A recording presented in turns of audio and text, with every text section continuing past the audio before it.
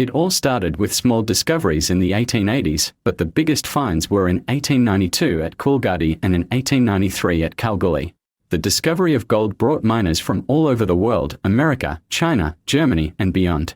Western Australia's population exploded. It was the year 1893 when a man named Paddy Hannon made a discovery that would change Western Australia forever. While travelling with his companions, he found gold in the ground near present-day Kalgoorlie.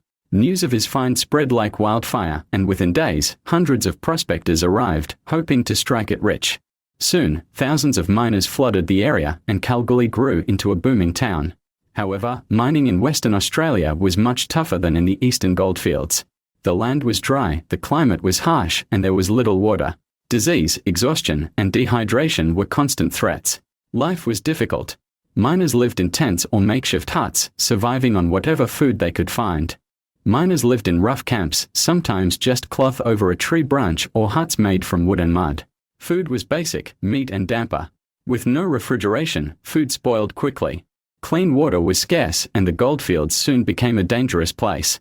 Not just because of the harsh environment but also because of crime. Bushrangers lurked along the roads, robbing miners traveling between towns. Clean drinking water was hard to find. Rivers and creeks were polluted with waste from mining. Water had to be boiled to avoid sickness. To make things even harder, the government required miners to buy expensive licenses every month, even if they didn't find gold. Those who refused or couldn't pay faced harsh punishment.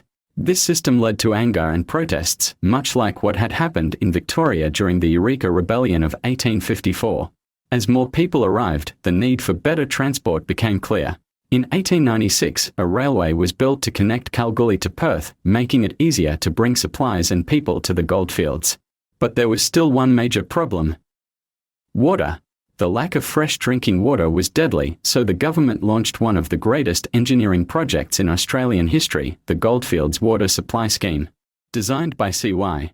O'Connor, this massive pipeline stretched over 500 kilometres, bringing water from Perth to the goldfields. It was completed in 1903 and saved countless lives. Thanks to these discoveries and developments, Kalgoorlie remains one of the richest goldfields in the world today. But the miners of the past paid a high price in their search for fortune. Would you have been brave enough to join the gold rush?